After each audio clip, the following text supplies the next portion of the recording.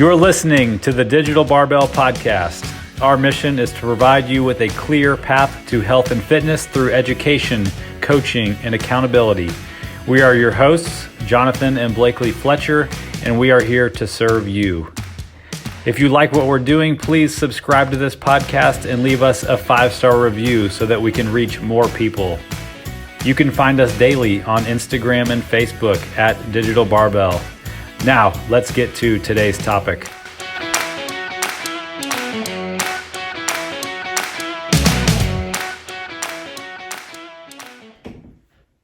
Here we go. All right, thank you guys for joining us for this episode. I'm really excited about this one.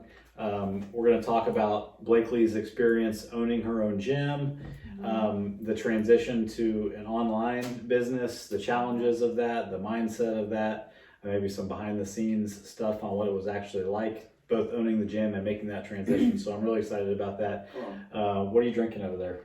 Iced coffee. Iced coffee. Me too. What kind are we drinking today? Trader Joe's. Trader Joe's. Yeah. We get iced coffee for afternoon Joe. We make brewed coffee in the morning. Yeah. Can't wait to go back to a coffee shop. Yeah. One day. I commented to one of our nutrition clients this week that they're potentially the only client we have who drinks as much coffee as we do. I think they appreciated that. It's actually a lot less than it used to be. Yeah. So I'm down to like a cup and a half to 2 cups in the morning and then 1 in the afternoon. It used to be, in the winter it's a lot more than that because it's cold and it keeps you warm. Fun fact about our coffee drinking, we drink cold, we make cold brew from the toddy system. And Jonathan's good friend's grandfather invented the toddy. That's right. Very cool. Yeah. That was very cool. And now Starbucks used the toddy. Like he invented the idea and sold it to somebody who Yeah. made the toddy, but Right. like invented the... He never made any money with the idea, so he's like, I'll just sell this to somebody else. And that person exploded it into what it is now. Yeah. So. But Very anyway. cool. Anyway, good All stuff. right. All right. So let's get into it. Okay. So for people who don't know, you owned a gym, a CrossFit affiliate gym. This was after training people as a coach at other people's gyms and training people out of our house before you, officially opened your own CrossFit affiliate in our garage. So correct, sir. that's all correct. So everybody's up to speed on the history of the history there. So what was the name of your CrossFit gym in Houston? It was Triat CrossFit, probably really supposed to be Triat CrossFit, but it was a French man's last name. That's Triat. Triat CrossFit. Right, and yes. Where did that name come from?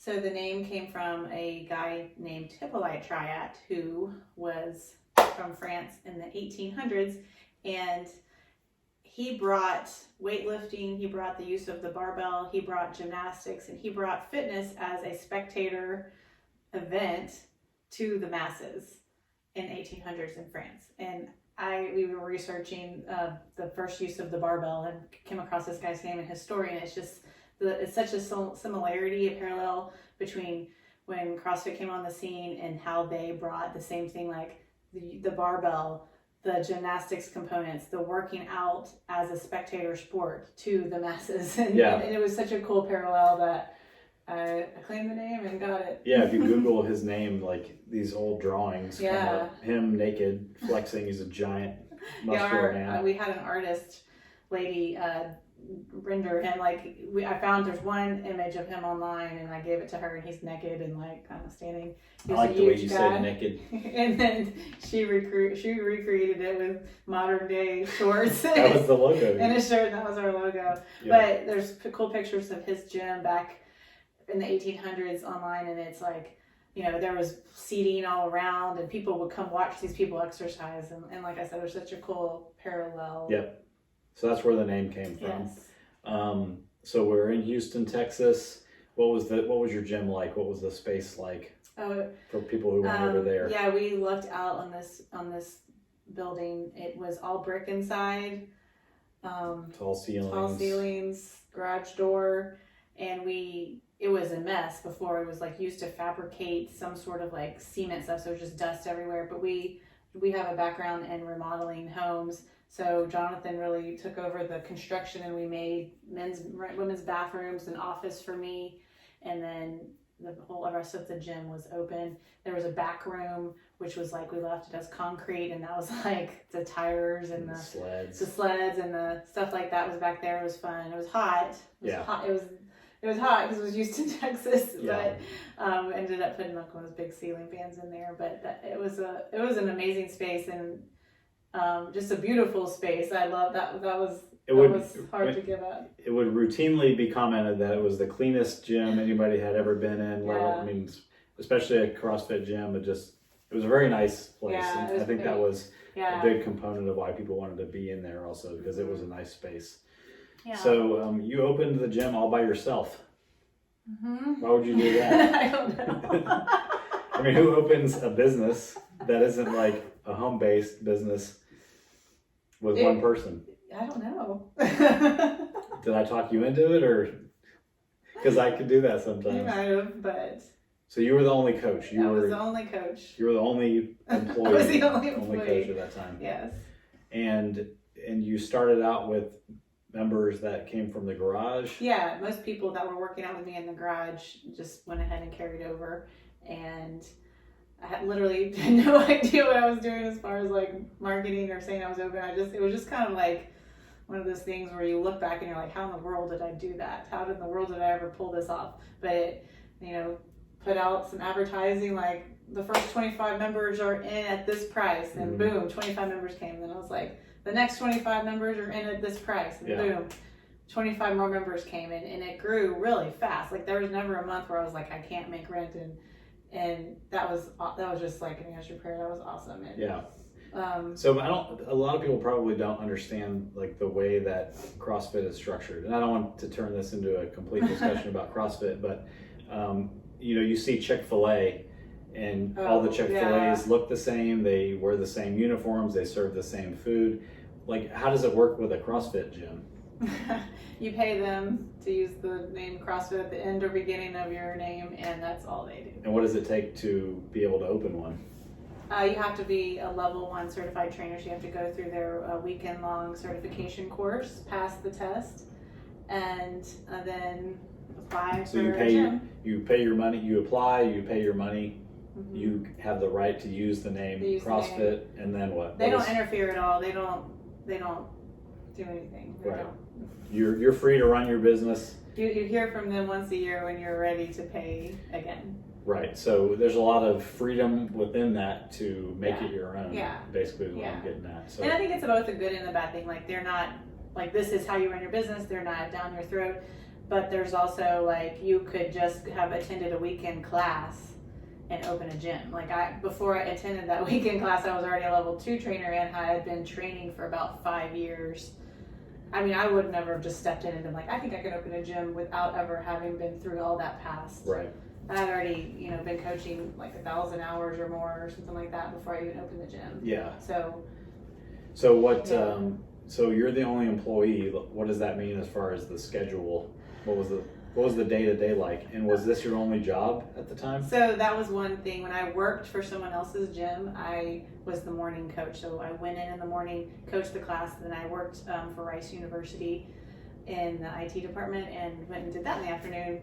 And when I opened my own gym, I was still working for Rice University. I have a really good relationship with my job there, where they let me reduce my hours to part-time when I needed to, or they let me work from home when I needed to. So it was very flexible there, but I still had the job and still required me to do a lot of the work. Yeah. But I was the AM coach, I was the PM coach, I was the every hour coach. So that was a typical day for you, time frame wise? Since I had been coaching for several years at another gym at 5 a.m., I said I would never have a 5 a.m. class because you have to get up at 4 when you coach at 5. So my first class was at 6 a.m. So I'd get up at 5, drive to the gym, open the gym. First class is at 6. And I would stay at the gym and eat breakfast and do some work from there. I probably would work for Rice from the gym for a little bit in the morning. Mm-hmm. Or sometimes do your own workout. Yeah. We had some elderly dogs at the time I had to care for. Take care for the dogs. Take care for the elderly dogs.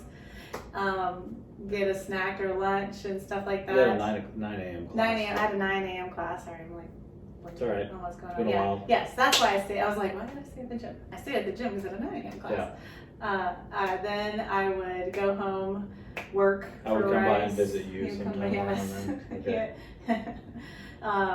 Go home, eat lunch, work for Rice, then drive back up to the gym. And the first class in the evening started at 4:30, so leave the house around like 3:30 to 3:45, get the gym all aired out and ready to go for the afternoon. And at that time I had a 4:30, 5:30, 6:30. Ooh. So then PM. leaving 7:30, the class is over, clean up, getting home, barely time to eat, go to bed, and then get right back up. Yeah. And it was a cycle. Yeah. So The schedule evolved. Like I first didn't have like a Tuesday, Thursday class, and then I opened up the Tuesday, and then Thursday became PM only. So I definitely it was both, good and bad. Since I was the only person working there, I had to like make it for my schedule. Mhm. And then, but since I was the only person working there, it had a limited schedule. So I think that was like one of the drawbacks of the gym was like it didn't have like an open-ended schedule because I didn't have any other coaches to like help me run it at the beginning. Nowadays, you pull up a gym's website and go to the schedule page, and it's like it looks Every like an hour Excel filled spreadsheet. in. Yeah.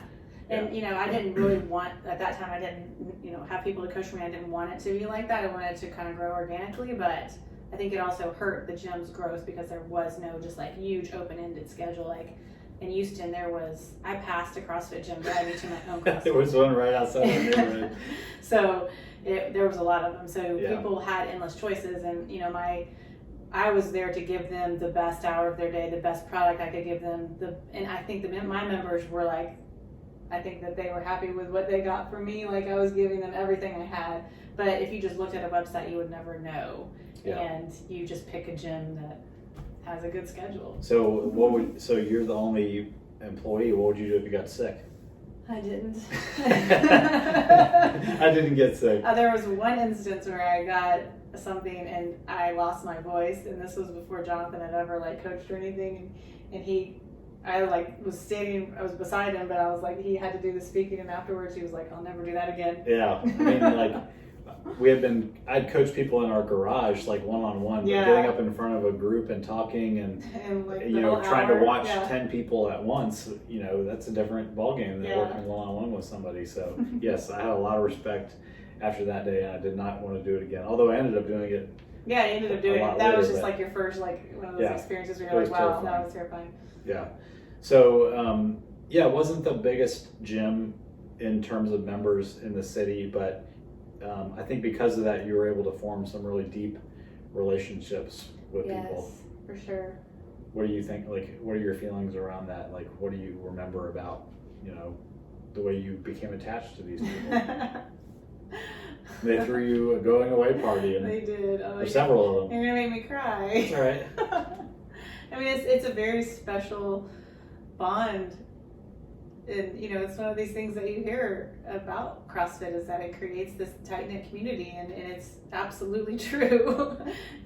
But even without the word CrossFit, I mean, it was what you were doing with those people every day, being a part of their life. Yeah, just people coming in. I didn't say this before, but people coming in, sharing a time where they're struggling a little bit, they're vulnerable, and then it creates a bond. It creates a really strong bond between you and them because they trust you, and then between the members themselves, and it's something special. Yeah, I mean, we're still dear friends with a lot of those people, even though we don't see them every day now, and like some of those people would hang around after class 1 to 2 hours just talking to you after class, and I mean that's pretty special. Right, and I don't know if you were going to go into this, but I didn't want to close the gym. The building sold, and the new landlord basically doubled my rent, and it was not it was not going to be feasible to stay. And so it wasn't like, oh, I'm sick of doing this, let's go do something else. It was like kind of a forced hand.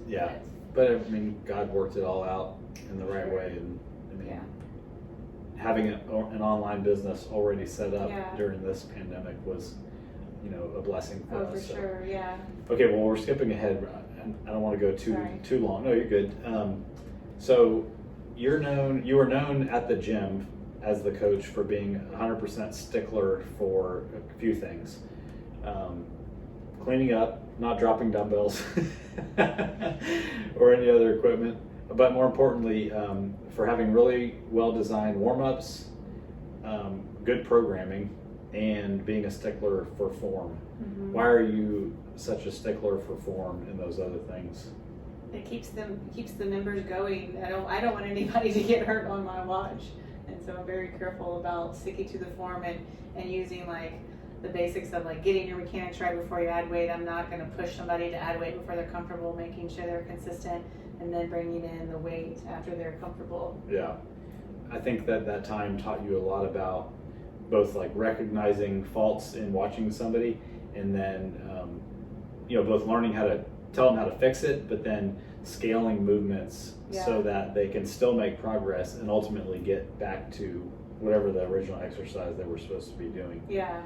I think that's translated well to what you're doing now. So, well, give us like the flow of a typical class. Come in, warm up. We talk about what's on the board. We talk about what the workout is.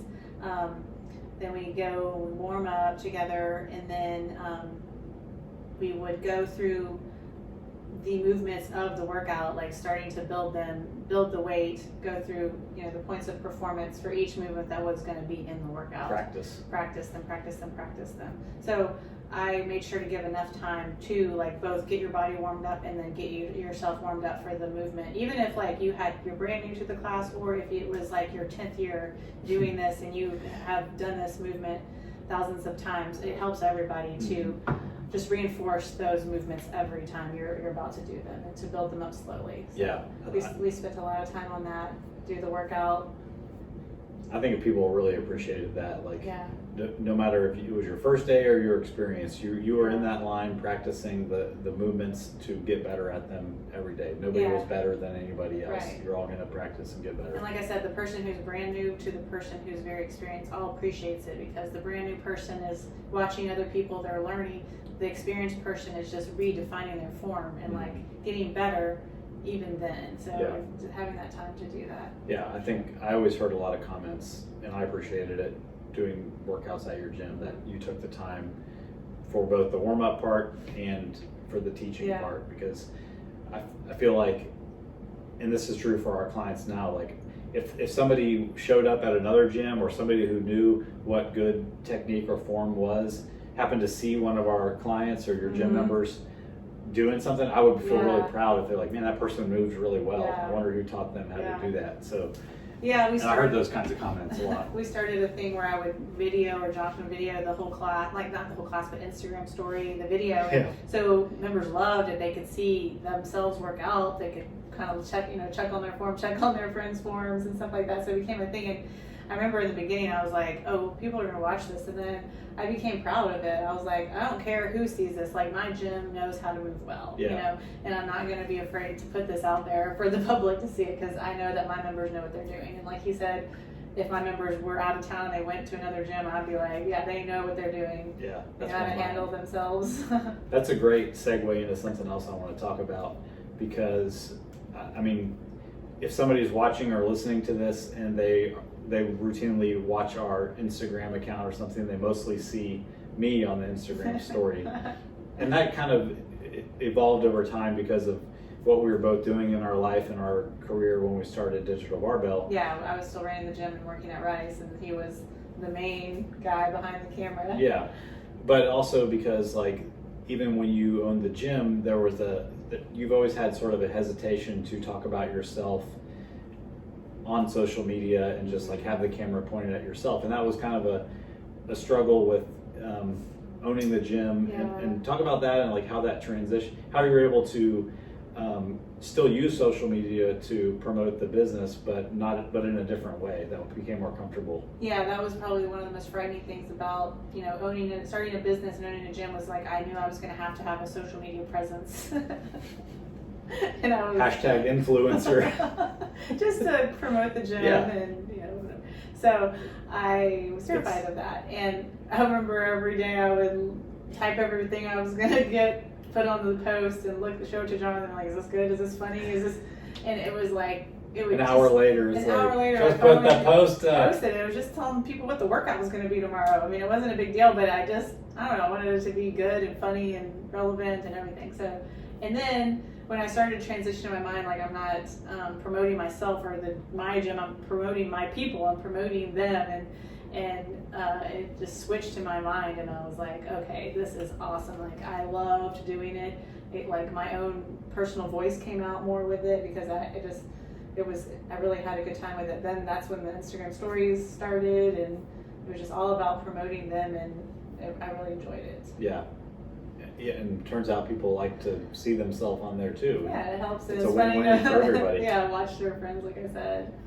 You asking about like the flow of the day. Yeah, oh yeah. But I was going to mention like one of the things that we did when we built the gym out was like because of the Hippolyte Triad gym, he had the audience. We built Jonathan knew how to build stuff. He built a lot of benches, so there's benches everywhere, and ended up you and your dad built a table, a large like standing table where people could gather. So there's about 3 benches around and a standing table. And so after the class, it wasn't like a gym where like the class ended and people scattered. It would like the class ended and maybe an hour later the people are still there, and that was the thing I loved the most. Yeah. Was just like people loved to hang around in the space. They loved to hang around and watch everybody else and be friends with everybody, and that was great. Yeah. So let's kind of wrap up that segment. The gym closed about a year ago, a little longer than a year ago. Exactly. No, actually right at a year. Actually no. Yeah, close enough. A year ago. June 30th. Right. And we already had an online business started when the gym was still open, Digital Barbell. But it was a transition, Yeah. a big transition. We started out working just one-on-one with clients, building custom training programs for them. These were all referrals really, because there was no, we weren't doing any advertising or anything like that. So it was just word of mouth and nutrition coaching of people that were clients at the gym or referrals from those people. We moved here to Boise. It was our 100% full-time job for both of us. It Is, yeah, it still is to this day. So like just, I think we both have different feelings about that because we were both doing different things before it was 100% our job. So yeah. Talk a little bit about what the whole transition was like for you, and because the reality is now, like a lot of people are not going to go back to commercial gyms, whether it's a CrossFit gym or a Globo 24-hour fitness type thing. They're either not comfortable with it, or now they've built out their own gyms in their house. Yeah. So it's here. Right. So talk about like what was that transition like for you? It was honestly hard at first. I missed the community that I had built there. I missed the one-on-one or the face-to-face, coaching, the face-to-face conversations with people. So it was a really tough transition for me, honestly, to go into online coaching. But 2 things really kind of flipped for me is we got an app, the True Coach app, which was just like changed our business. I think it just allows us to really be in touch with our clients more. Just, they can send us messages, they can see, we have a library just full of videos that we've been making even since, like most of our videos were made back in my old gym space. So just tons of videos that they can go to see, they can see their workouts. We get their workouts back in real time. And it's just as close as you can get to coaching somebody, I think, in person without actually being there, which I love. So that has been a great change.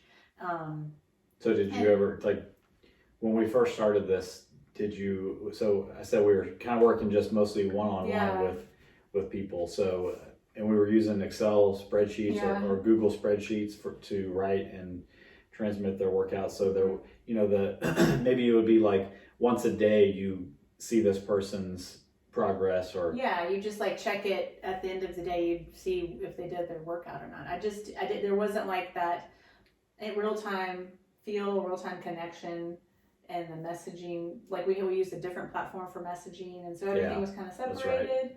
So I really think this really brought together the the feel for. It was more difficult to write programming in Excel. Yeah, so this really like allows us to be as close as we can to our clients and communicating with them in real time as we possibly can be, being in different cities. I mean, we have clients in different countries, so people are in different time zones.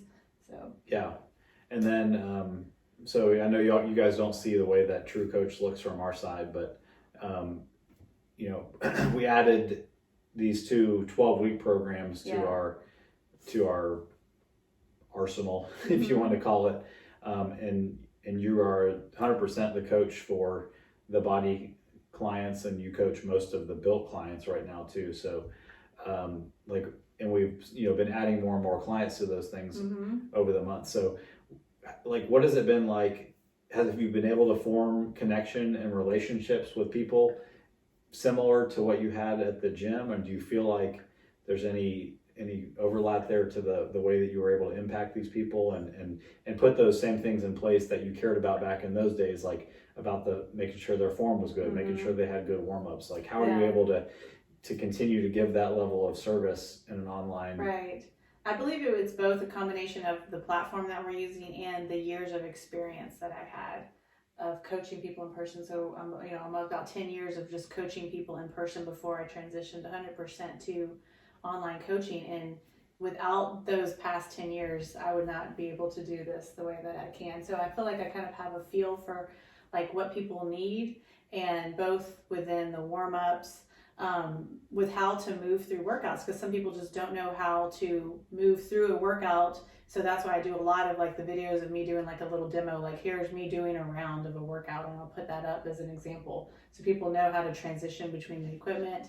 I've seen like the faults that people are gonna do thousands of times. So even like an example is I have like a video I make people watch when they start about dumbbell safety, because one of the most common things I see is people move well with the movement, but then they hinge over at the back to put the dumbbells down. And so I make them watch a video on how to properly, because I'm used to, talking to people in person in the gym and be like, don't put the dumbbells down like that, you're gonna hurt your back. So just things like that, like just years of experience of watching people in person has allowed me to like kind of know what people need and give it to them. And I do believe like you're asking, like through the app, I can create the same type of like personal experience that I would have even if I was in your living room with you when you were doing the workout. So like, how do, in the gym, you're watching somebody do a squat to see if they're doing it right. How do you do that through True Coach? So we send videos. Like I have example videos for everything that they're going to do, and then they send me a video of them doing it themselves. But before we do a weighted squat, I'm definitely going to see them do an air squat, and if day one they're not able to do the air squat, I'm going to say, on day 2, we're not going to do a weighted squat. We're going to reinforce, we're going to work on the mechanics of the air squat until we can do that. And then I'll tell you when you can add weight. So I kind of know like how to step people into it safely. So I'm seeing the video after they've already done the workout, but I kind of know the order of importance of like what I need to see before they do something else. It's been a learning process with that too. For sure. What's the best part of seeing people's workout videos? Seeing their dogs run into the frame. So many people work out with their dogs. Sometimes I have to play the video like 4 times because I've been so distracted. I'm like, I can't stop watching the dog. Who's your current favorite dog? Mercedes dog. He's so cute. He'll sit on his little cot. She's got a French bulldog. I think so. I don't know. He sits on a little cot. Doesn't even leave the garage. Just chilling. Our dogs would be like chasing squirrels down the street. Yeah. We left the garage open. Oh gosh. They're terrible. They're not. I wanted to talk about something else. Shoot, it fell out of my mind. Uh-oh. I have to edit this part out. Move on. Yeah, right. No, it was good.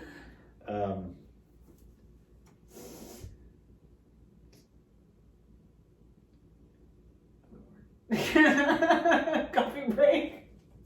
Let me take a sip of my coffee.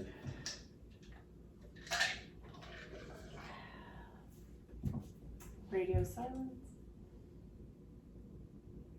Oh yeah, I remember what it was now. Okay. And we're back. I had a complete mental block of what I wanted to ask next. Okay, so I talked earlier about kind of the transition you went through feeling comfortable using social media for your gym. Mm-hmm. Like, where are you at with that on Digital Barbell?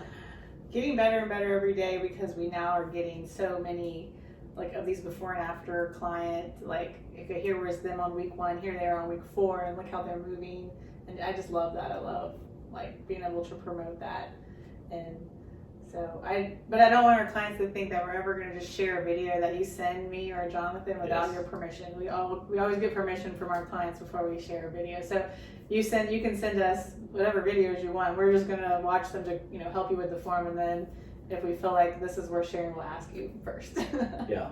But it is a great way to, like, since a lot of us now, especially after everything that's happened, are working out alone in our homes, it's refreshing to see other people working out in their homes. Yeah. And it's cool to see their space. Like, some, people have working out in their basements, people working out in their garages, people working out in their living rooms, wherever they can find the space. Front porch. And I'm so proud of, like, all of our members and everybody who's just doing this and, like, making it happen with what they have. And, by any means necessary. Like, equipment is limited, and it's just really cool. I mean, I see, like, women lifting some jugs, just creating a bench out of some things that they have. It's really cool. I mean, some things I wouldn't even think of, like, oh my gosh, I would never have thought of that. Like, yeah, to keep making progress, to just keep moving until things are more normal and we can buy weights again and stuff. Yeah. So that's inspiring, and that's why we want to share with other people, because then you'll be like, oh, I did that too, and it's kind of you create a common bond. Yeah. Through seeing it. So all in all, you're more comfortable sharing. Yes. Other people's stuff. That's all right.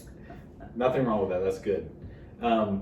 Another thing is, before you were an online coach, did you ever think that, like, people could ever really get anything out of online coaching, or did you even think about it? Did you know it existed? Like, I didn't really think about it, to be honest with you. I mean, I think, like, I just thought it was probably a program that you either followed or purchased online, and it literally just gave you the workout. Yeah. And that's all it would be. It's like a long PDF, and you just print it out. Or just like every day you click and there's the workout, and you make up your warm up, you figure out everything else, you figure out your form. And I feel like that's the image a lot of people have of online.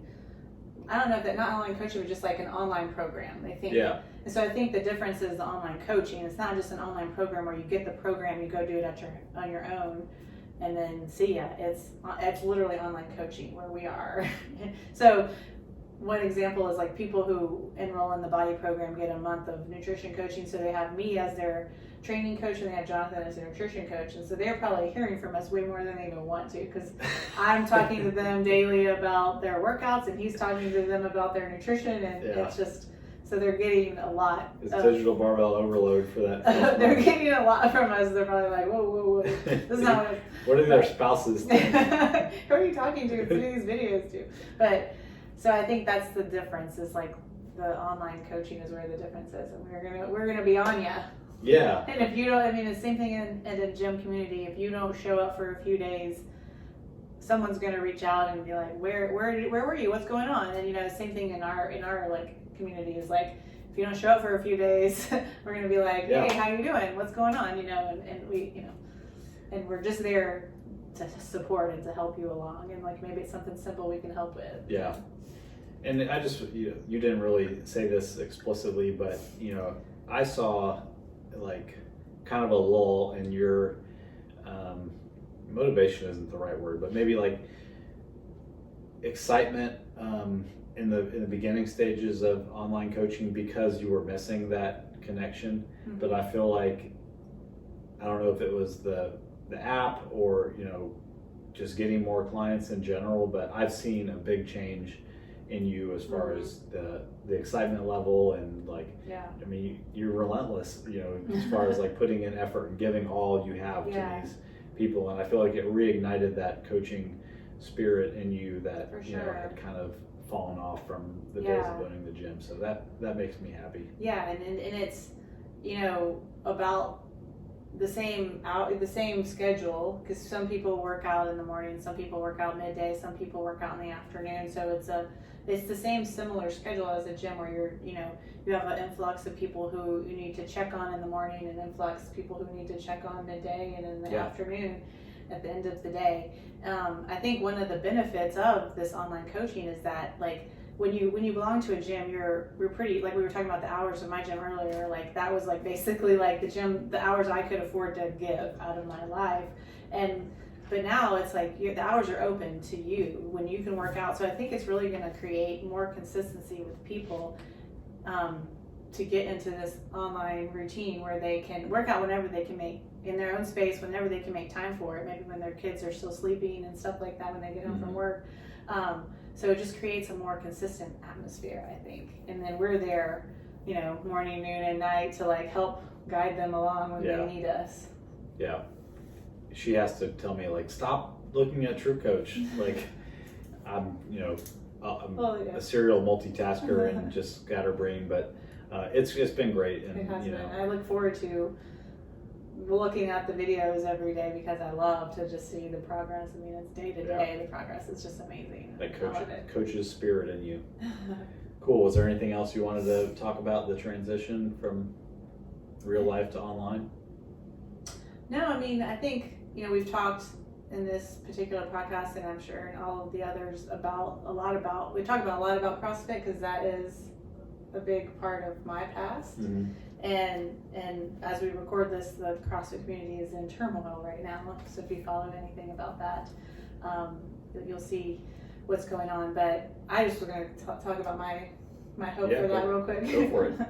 Again, it's going to make me tear up. But I just truly hope, because of what I saw in my gym, I just really hope that the community can stay together and that there can be a way to resolve this without having to drop the term CrossFit. Because I mean, of course, the term CrossFit doesn't do anything for you, whatever. But it is this like common thing that like I was telling Jonathan, I think it's like if you were not able to use the term football anymore, it would be a whole bunch of teams who play the same sport around the world. Like you grew up on Pee Wee or high school or college, but you couldn't use the term football. You're like, I play this sport where we throw the ball. Well, me too. And you wouldn't have that, like when you meet somebody, you wouldn't have that unity with them. You wouldn't have that common connection.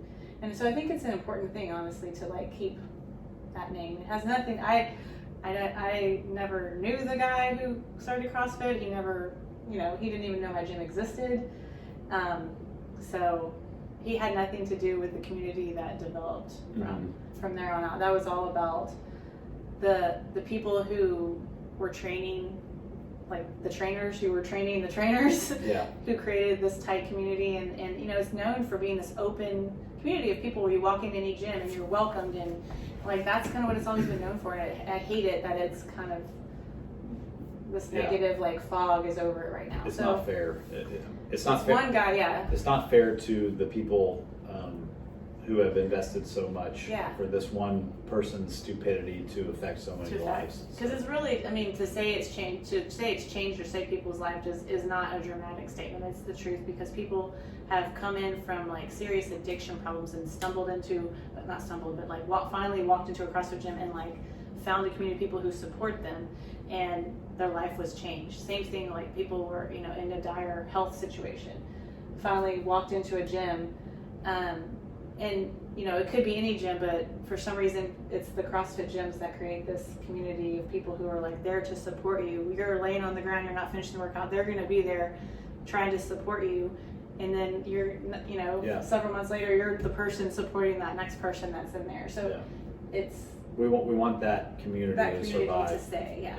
And I truly want the term to be able to stay, because it is if everybody changes the name to something else, it's kind of like the football example. You're never going to know what to call it. You're never going to know how to find a gym that anything like that. Yeah. And it just kind of comes full circle back to what we're trying to do with an online company. Is like we're trying to find ways to connect our members together also, and that's what we try to do through our Facebook community group.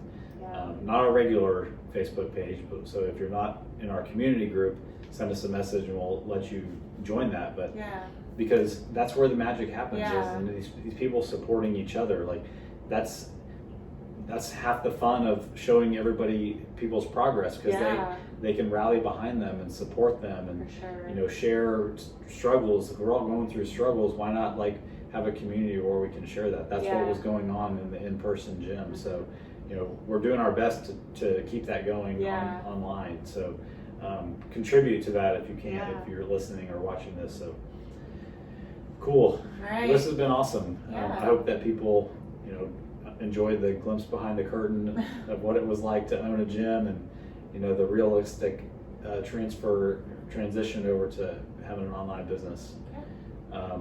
Cool. Well, thank you guys for watching and listening. Stay tuned, subscribe so you know when the next episode is out. We love you all. Have a great day. Thank you all for listening. We truly appreciate it. But real quick, before we go, do us a favor and subscribe to this podcast. Leave us a 5-star review and be sure to follow us on Instagram and Facebook to get the latest and greatest content. Have a great day.